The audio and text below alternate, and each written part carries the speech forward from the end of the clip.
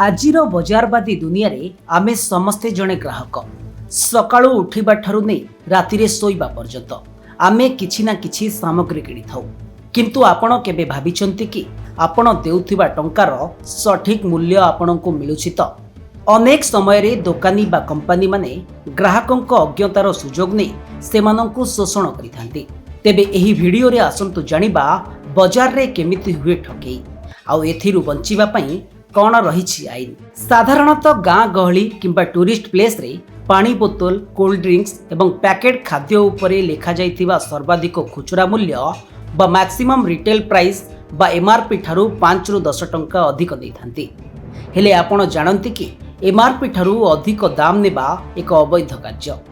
ग्राहकंक अधिकार सुरक्षा पई भारत रे कंज्यूमर प्रोटेक्शन एक्ट 2019 एवं लीगल मेट्रोलॉजी एक्ट 2009 भली कानून रही।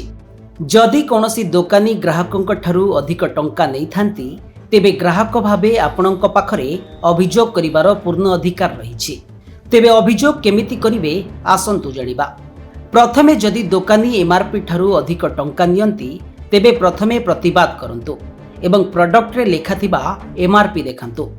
जदि से तथापि अधिक दाम नहीं थांती तेबे रसीद नेबाकू भूलिबे नाही।